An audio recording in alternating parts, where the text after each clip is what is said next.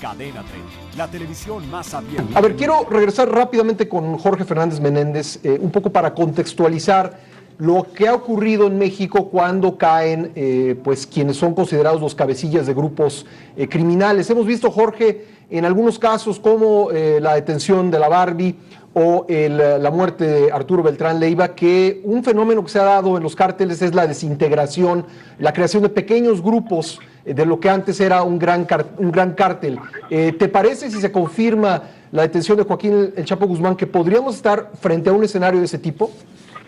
Mira, yo creo que son dos cosas diferentes. Primero, sí, un punto, lo que platicaban ustedes sobre la identidad. Por supuesto, en este tipo de cosas se tiene que hacer una serie de estudios médicos para confirmar la identidad.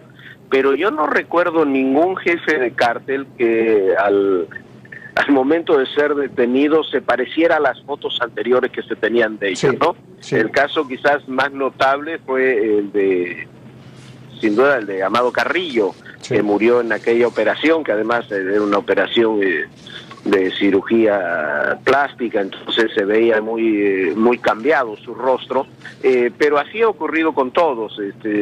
Todos, al ser detenidos o al ser muertos, se los ve muy diferente, porque por las propias razones de su actividad cambian su rostro, cambian suben de peso, bajan de peso, se operan para no ser identificados, y evidentemente no hay de ninguno de ellos muchas fotos. Respecto a lo que preguntabas, Pascal, el punto de qué ocurrirá, hay una diferencia muy importante del cártel de Sinaloa con los demás cárteles. El cártel de Sinaloa no es un cártel vertical. Yo incluso en algún libro he dicho que más que un cártel es una federación, digamos. Un holding, claro, sí, una federación, ¿no? Sí.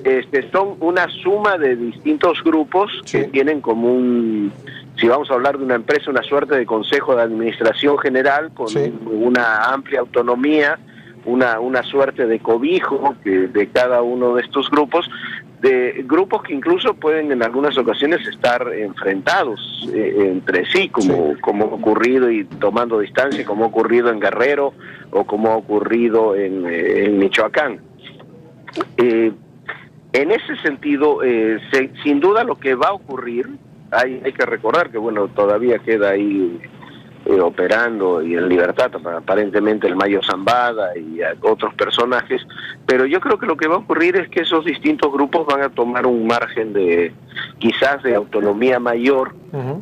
Sí, es que no hay una consolidación de ese consejo de administración en torno a 2, 3 figuras, pero nunca fue el cártel de Sinaloa un cártel estrictamente vertical. Tampoco lo fue, digamos, lo que sería su predecesor, que fue el cártel de Amado Carrillo, ¿no? Yo creo que es muy importante lo que apuntas, Jorge. Atalo Mata tiene una pregunta para ti. Sí, Jorge, ¿qué tal? ¿Cómo estás? Buenas tardes, gusto en saludarte. Oye, hola, respecto a este reacomodo que mencionabas hace un momento, quizá un reacomodo de cárteles que pudiera haber después de esta detención del Chapo Guzmán, ¿qué estimación tienes en cuanto a que si se relajará o se incrementará la violencia en nuestro país? Hablando de que, pues, obviamente hay algunos otros cárteles importantes, ¿no?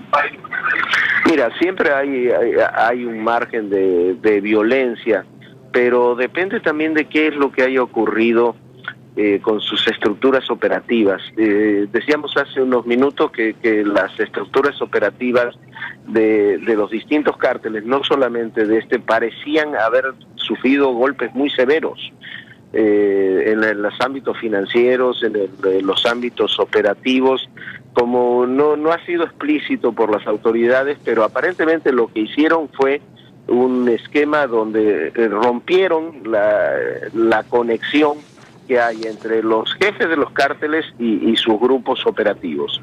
Entonces, si eso es así, si así se dieron las cosas, así ocurrieron, puede haber, por supuesto, acciones violentas, reacciones de distinto tipo, pero también puede ser que se obligue a esos cárteles a tener un reacomodo interno, quizás algunas venganzas que siempre ocurren en este tipo de cuestiones, pero no estoy tan seguro que necesariamente tenga que haber una ola de violencia radical, digamos, después de la detención de un personaje de estas características. Quizás ya con el tiempo, una vez que que los grupos se reacomoden y vean cómo qué le queda a cada uno, algo de esos pudiera ocurrir, ¿no?